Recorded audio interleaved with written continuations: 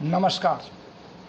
Electropathy के इस विशेष episode में मैं आपका प्यारा दोस्त बस्ती से डॉक्टर श्रीवास्तव रात 10 बजे। जैसा कि इस समय कंपैरेटिव मेडिसिन पर चर्चा चल रही है, क्योंकि रोगों पर चर्चा बहुत हो चुकी है और लगातार मैं एक औषधियों के बारे में विस्तृत चर्चा आपसे कर रहा हूं। और उसी क्रम में मैंने पिछले दिनों आपसे आरई यानी रेड इलेक्ट्रिसिटी पर चर्चा की थी और आज मैं आपसे डब्ल्यूई यानी व्हाइट इलेक्ट्रिसिटी पर चर्चा करने के लिए आपके बीच उपस्थित हूँ। हमारे बहुत से साथी विभिन्न रोगों पर औषधियों को पूछते हैं कि आप इसकी दवा बताएं, इस पर चर्चा करें, इस रोग पर चर्चा करें। मैं समझता हूं कि अब कुछ दिन रोगों पर चर्चा के बजाय औषधियों पर चर्चा ही होनी चाहिए। रोग पर चर्चा हमारी प्रैक्टिस ऑफ मेडिसिन जो मैं लिख रहा हूं उसमें विस्तृत आ रही है और आप सबकी एडवांस बुकिंग भी हमारे प्रैक्टिस ऑफ मेडिसिन के लिए हो रही है। लेकिन मुझे लगता है कि लोग बुक को तैयार होने के बाद उसको ख़रीदना ज़्यादा पसंद करते हैं, एडवांस बुकिंग करना पसंद नहीं करते हैं। और ए हैंडबुक ऑफ इलेक्ट्रोहोम्योपैथी जो मेरी बहुत ही पॉपुलर बुक आप सबके द्वारा पूरे देश में हो गई है, उसकी डिमांड लगातार बढ़ती जा रही है और 1650 रुपये जो डाक खर्च सहित मैं आपसे मांगता हूं, वो लगातार राशियां आप सबके द्वारा मेरे अकाउंट में भेजी जा रही हैं। हमारे कई साथियों ने कहा कि आप क्लास के अंत में अपना अकाउंट नंबर और फ़ोन नंबर देते हैं, आप शुरुआती दौर में अपना फ़ोन नंबर और अकाउंट नंबर बोल दिया करिए, तो जो हमारे नए साथी हैं, आपकी पुस्तक लेने के इच्छुक हैं, उनको ज़्यादा भटकना नहीं पड़ेगा। तो मैं अपने नए साथियों के लिए अपना कॉन्टैक्ट नंबर और व्हाट्सएप नंबर आपको बता देता हूं कि मेरा कॉन्टैक्ट और व्हाट्सएप दोनों ही के नंबर 9793252355 9793252355 और मेरा फ़ोन पे नंबर है आपके पैसा भेजने के लिए 9450563748 यानी 9450563748।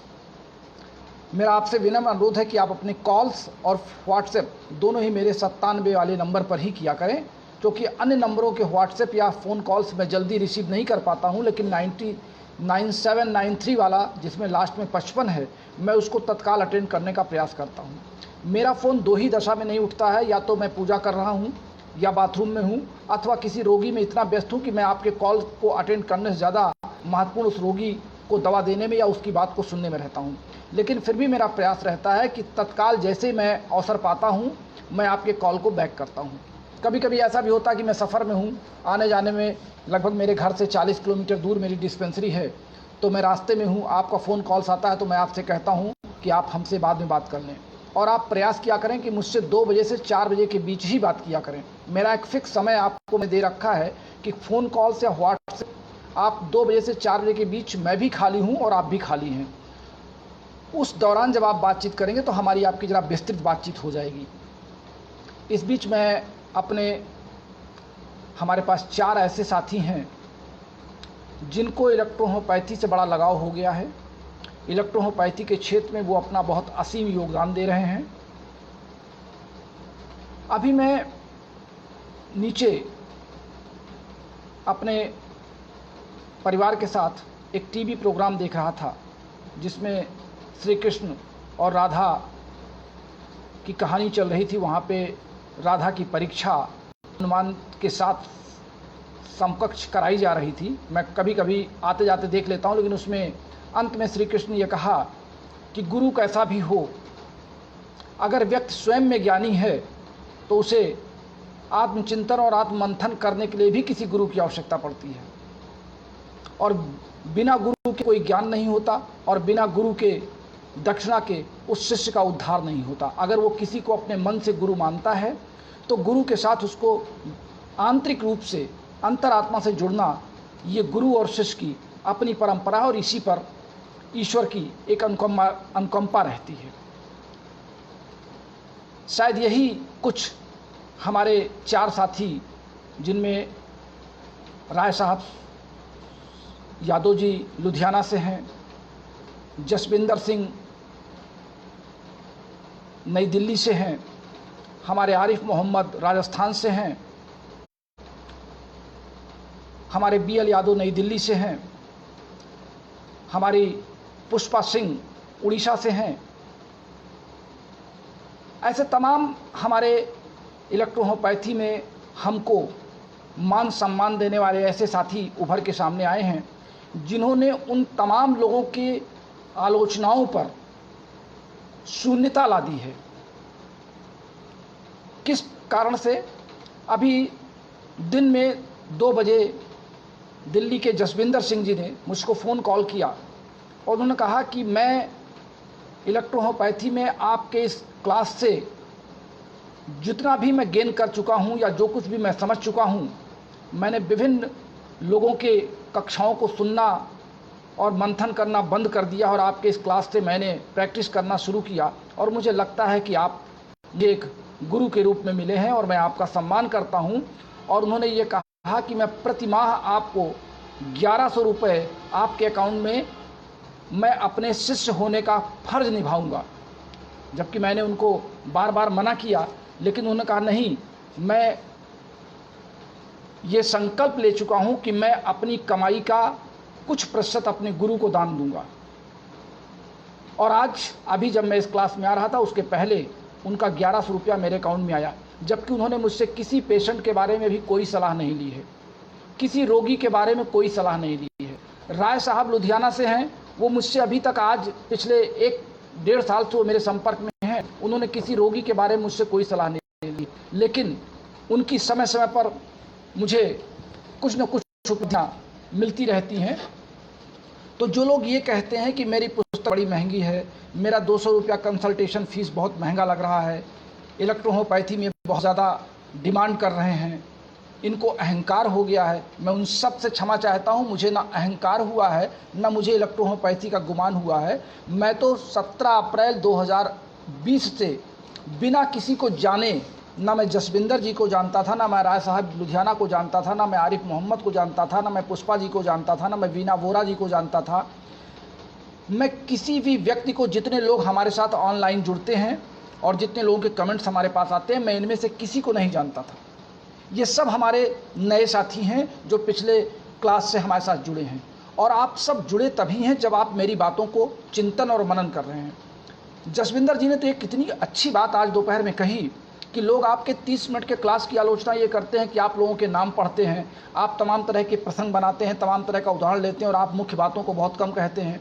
तो जसविंदर जी ने कहा कि शायद ये लोग ये नहीं जानते हैं कि 1 लीटर दूध में जब 2 बूंद जावन डाल करके दही बनाई जाती है तो उसको बहुत देर तक मथा जाता है और मथने के बाद थोड़ा ही तो मक्खन निकलता है, और वही मक्खन पूरे शरीर के लिए पौष्टिक पदार्थ का काम करता है। अब आप इस बात से अंदाज़ा लगा लें कि मेरी इस क्लास को लोग किन किन नज़रियों से देखते हैं। हालांकि मुझे किसी का नाम नहीं लेना चाहिए था, लेकिन ये भावना बस मैं उनका नाम लेकर के मैं उन सबको अपने साथ जोड़ने का प्रयास कर रहा हूँ। जो कुछ लोग इस क्लास में ये कहते हैं कि आपका क्लास बहुत लंबा हो जाता है, अब ये जितनी बातें मैं कर रहा हूँ, ये बातें मुझे करनी ही पड़ती हैं, ये बातें मुझे कहनी ही पड़ती हैं, क्योंकि मुझे लगता है कि मैं आपके करीब तब तक नहीं पहुँच सकता हूँ जब तक आप मेरी सारी बातों को मनन और चिंतन नहीं करेंगे। तो ये तमाम बातें हमारे इस जीवन के साथ मैं जीवन भर आप सबका आभारी हूँ, और मरते दम तक मुझे आप सबका ये प्यार और स्नेह मिलता रहे, मैं ईश्वर से यही कामना करता हूँ। और अपने सभी चिकित्सक साथियों के लिए ईश्वर से प्रार्थना करता हूँ कि उनकी क्लिनिक पर आने वाले हर रोगी को चिकित्सा का अच्छा लाभ मिले, रोगी स्वस्थ हो और वो रोगी भी प्रसन्न रहे और हमारा चिकित्सक साथी भी प्रसन्न रहे। अब आइए हम चर्चा कर लेते हैं WE की। WE में 16 पौधों को लिया गया है और WE का नाम वाइट इलेक्ट्रिसिटी है। जैसा मैंने आपसे रेड इलेक्ट्रिसिटी के समय कहा था कि सूर्य के प्रकाश में जो अल्ट्रावायलेट रेज होती हैं उसमें 7 रंग की किरणें होती हैं, जिनमें एक जिस रंग का परपेक्ष शून्य माना जाता है, जिसको किसी रंग में नहीं जोड़ा जाता, वो रंग सफ़ेद होता है। और सफ़ेद रंग या सफ़ेद कलर या सफ़ेद का संकेत ये समभाव, समभावना, समदृश्य का एक परिचायक है, यानी इक्वलिटी, बराबर का, अब ये बराबर क्या करता है, सूर्य के प्रकाश की सफ़ेद किरणों को ये 16 पौधे एब्जॉर्ब करते हैं। एब्जॉर्ब करने के बाद सूर्य के प्रकाश की जो समभाव है, यानी अन्य रंगों की अपेक्षा जो सफ़ेद रंग में जो गुण हैं, उन गुणों को इन पौधों ने अपने अंदर समाहित कर रखा है। और इस नाते इनसे बनने वाला कोहेबिशन प्रोसेस से जो अर्क है उसको व्हाइट इलेक्ट्रिसिटी का नाम दिया गया है। जैसा कि आप जानते हैं कि इनमें एक्लिया मेलिफोरियम और एंथेमिस नोबेलिस, पेट्रोसिलियम सटाइवम, अर्निका मॉन्टा, जेंसिटा स्कॉपिया, जेंसियम ऑफिनेलिस, टार्कसम ऑफिनेलिस, रूटा ग्रेविलेसस, सिंगोरिया ऑफिनेलिस, सिंगोरिया कैनाडेंसिस, टाक्स बर्कटा, एविना सटाइवा, विस्कम एल्बम, एग्रिकस सिमिफेरा रिजोमा और मेनियंथस टियोप्लोटिया। ये 16 पौधे, इन 16 पौधों को अगर आप देखें, अगर आप बॉटनी में थोड़ा सा इंटरेस्ट रखते हैं, वनस्पति विज्ञान में थोड़ा सा इंटरेस्ट रखते हैं, तो इनमें कुछ पौधे जल के अंदर पाए जाते हैं। अब आपको इसकी स्टडी करना पड़ेगा। कुछ पौधे नम स्थानों पाए जाते हैं, कुछ पौधे पथरीले स्थानों पाए जाते हैं, कुछ पौधे ड्राई स्थानों पाए जाते हैं। अर्थात सभी स्थानों के पौधों का समावेश करके WE में रखा गया है, व्हाइट इलेक्ट्रिसिटी में। मैटी जी को शायद ये बात अंदाज़ा लगाया होगा उन्होंने, या पता किया होगा कि अगर हम सभी स्थानों का, जैसे आप मुझे याद आया, आपको एक बहुत अच्छा उदाहरण मैं दूं कि जब हमारे घर में पूजा पाठ होता है तो हम विभिन्न नदियों के जल को या विभिन्न कुओं के जल को या विभिन्न स्थानों की मिट्टी को एक साथ न्यू में ला करके रखते हैं। अगर मकान बना रहे हैं वहाँ पर, या पूजा पाठ कर रहे हैं वहाँ पर, या कोई शुभ कर्म कर रहे हैं वहाँ पे, हम सोचते हैं तमाम, जैसे हमारे पुराण में कहा गया 16 दिशाएं हैं, विभिन्न दिशाओं की मिट्टी, विभिन्न दिशाओं के जल, विभिन्न दिशाओं के पौधे हम एकत्र करते हैं। उसका केवल एक तात्पर्य होता है, वैज्ञानिक दृष्टिकोण से इसको समझने का प्रयास करें, चाहे किसी भी धर्म को आप मानने वाले हों। अगर हम सभी स्थानों के, सभी दिशाओं के पौधों का, मिट्टियों का, जल का एक साथ प्रयोग करते हैं, तो इसका मतलब कि हम सबकी विशेषताओं को हम एक आत्मसात कर रहे हैं, सिर्फ एक प्लेटफॉर्म पर उनको लाने का प्रयास कर रहे हैं। विभिन्न मत को मानने वाले, विभिन्न धर्म को मानने वाले, विभिन्न जलवायु को मानने वाले, विभिन्न प्रकार के लोग जब एक मंच पर आते हैं तो उसको समभाव मंच कहते हैं। उसी प्रकार से WE में, यानी व्हाइट इलेक्ट्रिसिटी में, विभिन्न जलवायु वाले, विभिन्न प्राकृतिक वातावरण के पौधों का समावेश करके एक स्थान पर, एक समभाव में, एक दृष्टिकोण से उनको मिलाया गया है। अब जो इसमें पार्ट ये लोग लिखते हैं विभिन्न किताबों में, मैं उस पार्ट से सहमत नहीं करता हूँ। अगर मैं इन 16 पार्टों का, इनमें जो पार्ट लिखा हुआ है, अगर मैं इसको पढ़ूँ और पूछूं कि इस पार्ट का क्या मतलब है, तो आज तक कोई राइटर हमको इस बात को समझा नहीं पाया कि किताबों में पार्ट क्यों लिखा जाता है। जबकि मैं आपको ये समझाता हूँ कि 16 पौधे हैं, 16 पौधों को 100 से भाग दे दीजिए, जितना एक 100/16 में जो निकल के आता है, लगभग 6 पॉइंट समथिंग, आप उस रेशियो में इन पौधों के औषधियों को, इन पौधों के अर्क को मिला करके WE तैयार की जाती है। अब WE चूँकि एक वाइट इलेक्ट्रिसिटी है, सूर्य के सफ़ेद रंग का प्रकाश है, सफ़ेद रंग हमारे अंदर शालीनता लाता है, समभाव लाता है, समानता लाता है, उत्तेजना को समाप्त करता है, उदासी को समाप्त करता है, विभिन्न प्रकार के अंगों के कार्यों को समावेश करता है, उनको समभाव में, होम्योस्टैटिसिस में लाता है। यानी अब एक सीधा सा संबंध है कि WE हमारे शरीर में समस्त अनैच्छिक क्रियाओं पर इसका सीधा नियंत्रण होता है, जिसे हम कह सकते हैं कि ये ऑटोनॉमिक या इनवॉल्यूंटरी नर्वस सिस्टम पर इसका कंट्रोल है। हमारे शरीर में पाचन, श्वसन, जनन, उत्सर्जन, हमारा केंद्रीय तंत्रिका तंत्र, हमारी त्वचा, ये सब अंगों पर जो ऑटोनॉमिक रिएक्शन है, स्वतः होने वाली क्रियाएं जिन पर हमारा कोई नियंत्रण नहीं है, हम उसको, यानी हमने भोजन कर लिया और पाचन क्रिया पे हमारा कोई नियंत्रण नहीं है। हम अगर चाहें कि भोजन हमारे स्टमक में 2 घंटे बाद पचे, तो ऐसा नहीं है, वो अपने हिसाब से पचेगा। हम अगर ये चाहें कि हमारा हृदय हमारे हिसाब से पंप करे, तो ऐसा नहीं है। हम चाहें हमारी पलकें हमारे हिसाब से चलें, ऐसा नहीं है। या लार ग्रंथियों से निकलने वाले लार हमारे हिसाब से चलें, ऐसा नहीं है। हम जो काम दिमाग से करते हैं, ब्रेन से करते हैं, सोच समझ के करते हैं, वो हमारी ऐच्छिक क्रियाएं होती हैं, हमारी इच्छाओं के अनुरूप क्रियाएं होती हैं। और जो क्रियाएं हमारे शरीर में प्रकृति के द्वारा स्वतः निर्मित कर दी गई हैं, जिन पर हमारा नियंत्रण नहीं, केवल तंत्रिकाओं का नियंत्रण है, उन ऑटोनॉमिक नर्व्स पर WE का सीधा प्रभाव पड़ता है। हमारी पाचन क्रिया पे, हमारी श्वसन क्रिया पे, जनन क्रिया पे और आपके सर्कुलेटरी सिस्टम पर, नर्व सिस्टम पर, ऑटोनॉमिक फोर्सेस पर, ये सारे के सारे जितने सिस्टम हैं, यहाँ पर हम ये मान सकते हैं कि इन पर WE का सीधा प्रभाव है। अब WE को, हालांकि जरा मैं खुल करके बोलने का आदी हूँ, मैं किसी चीज़ को बहुत ज़्यादा गोपनीय बनाने के मूड में नहीं रहता हूँ। तमाम लेखकों ने WE की अलग अलग परिभाषाएं दी हैं, अलग अलग उनका काम बताया है, लेकिन WE यानी व्हाइट इलेक्ट्रिसिटी का सबसे अच्छा फंक्शन मेल और फीमेल जेनिटल ऑर्गन के सभी फंक्शन पर देखा गया है। इसको प्रयोग करके देखें। हम अगर महिलाओं में होने वाले पीरियड्स अगर अनियमित हैं, आप WE का प्रयोग करिए। अगर उनमें काले धब्बे या मेंस्ट्रुएशन साइकिल में ब्लीडिंग ज़्यादा है, आप WE का प्रयोग करके देखिए। पुरुषों में विभिन्न प्रकार के सेक्स से संबंधित जो रोग हैं, उनकी विभिन्न समस्याएं हैं, उन पर आप WE का प्रयोग करके देखिए। समस्याएं यहाँ पर चर्चा नहीं की जा रही हैं, और समस्याओं में तमाम समस्याएं हैं जिनके नाम और रोग लेने में समय ज़्यादा लगेगा।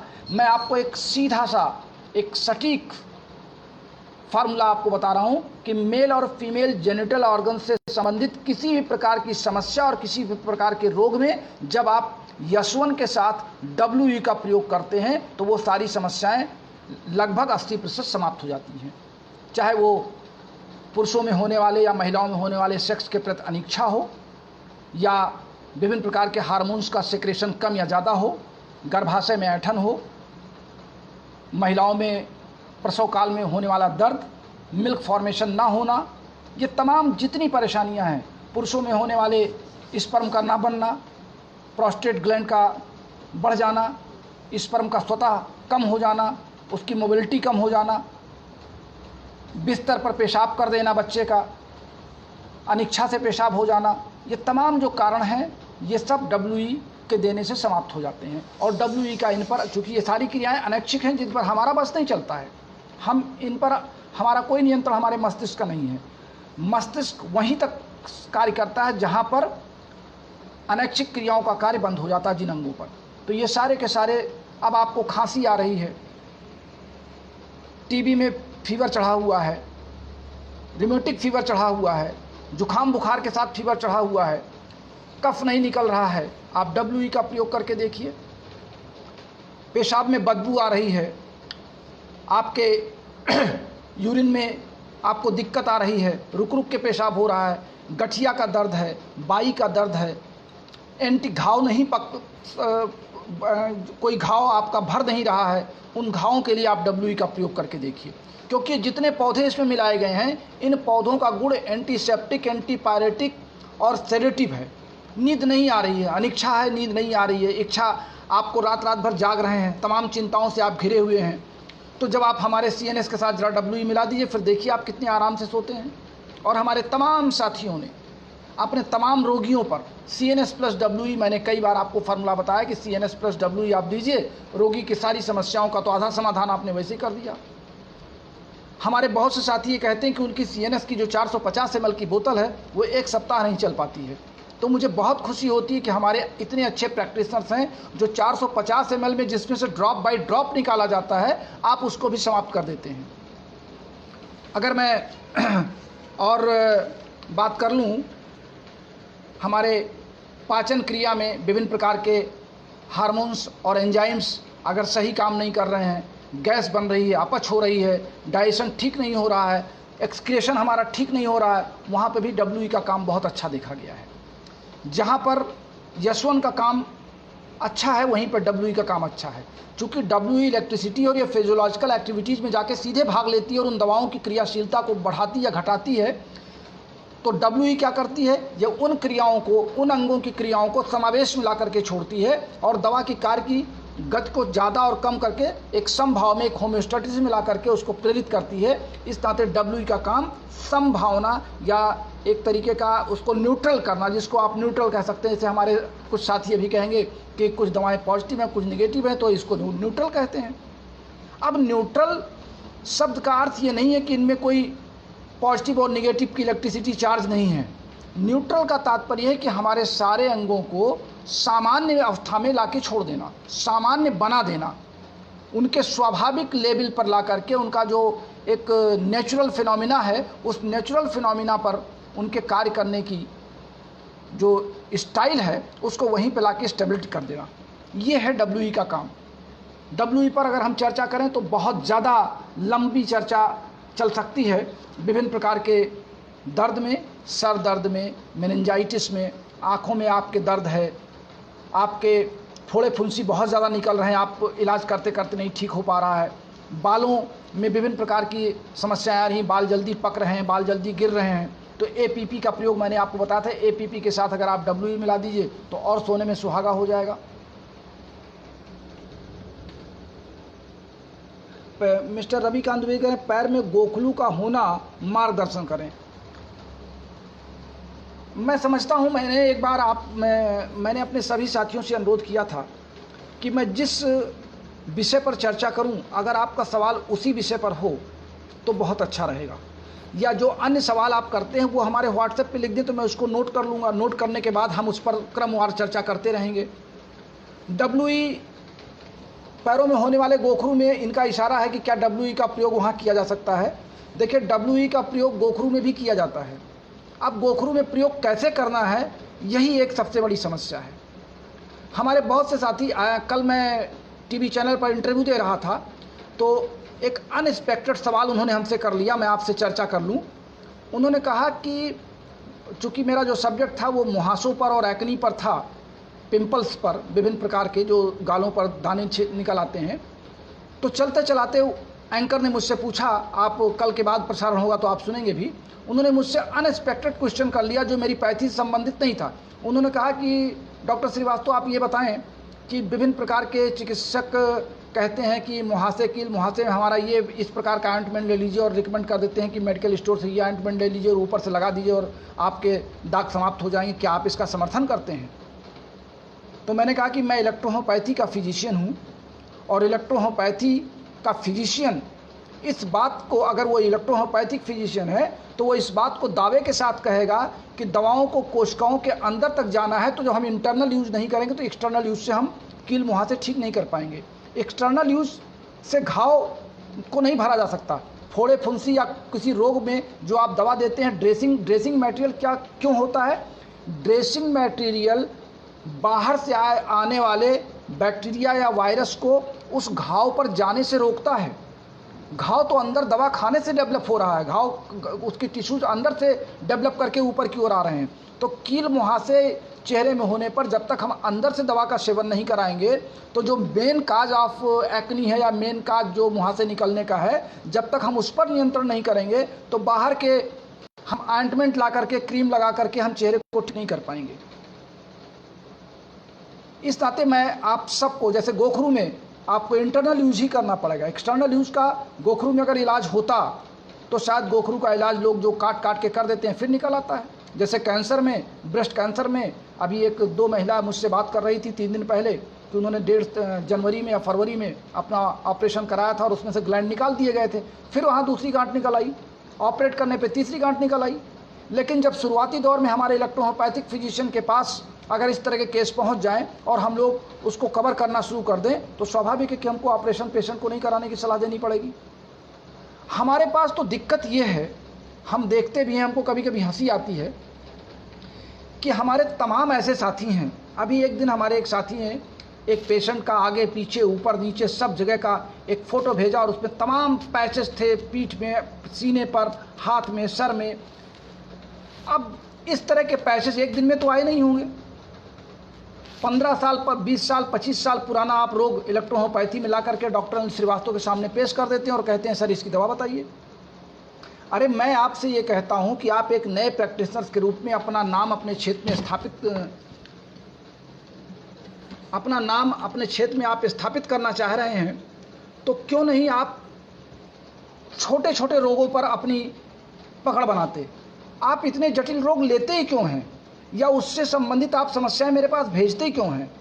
जो रोगी डायलिसिस पर चल रहा है, उस रोगी की दवा आप हमसे, वो हफ्ते में 2 बार डायलिसिस करा रहा है और आप हमसे कह रहे हैं दवा बता दीजिए। कैंसर में जीभ बिल्कुल कट के सड़ चुकी है, गाल उसका बिल्कुल आगे को निकल करके घाव बिल्कुल दिखाई पड़ रहा है, दांत उसके बिल्कुल सारे मसूड़े उसके जबड़े दिखाई पड़ रहे हैं और आप हमसे कह रहे हैं दवा बताइए। उसके पहले वो रोगी कहाँ था जब शुरुआती दौर हुई थी। इस नाते मैं आपसे ये कहूँगा, देखिए दवा तो बताई जा सकती है। जिस व्यक्ति का पूरा गाल कट गया है और घाव उसका दिखाई पड़ रहा है, उसके मसूड़े दिखाई पड़ रहे हैं, ग्रोथ आउट ग्रोथ बढ़ी हुई है, वहाँ पर आप दवा देंगे तो दवा तो काम करेगी, इलेक्ट्रोहोम्योपैथी की दवाएं काम तो करेंगी। लेकिन अब पेशेंट का जो धैर्य है, उसका जो कॉन्फिडेंस है कि हम ठीक होंगे, वो धैर्य वो समाप्त करके तब आपके पास आया है।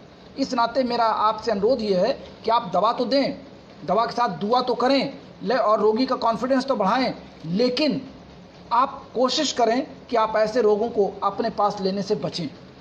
इन रोगों को आप रेफ़र कर दीजिए। तमाम कैंसर इंस्टीट्यूट हैं, तमाम बड़े बड़े डॉक्टर बड़े बड़े बैनर लगाए हुए हैं, ज़रा वहाँ भी चले जाएं वो। हाँ, अगर रोगी ये कहता है कि मैं मरूं या जीऊं, मैं आपके सुपुर्द हूँ, आप अपनी दवा का प्रयोग मेरे ऊपर करिए, मुझे आप पर पूरा विश्वास है, तो मैं भी आपके साथ कंधे से कंधा मिला के अपने सारे फार्मूलों को और सारे टेक्निक को उस रोगी के प्रति समर्पित करने के लिए तैयार रहूँगा।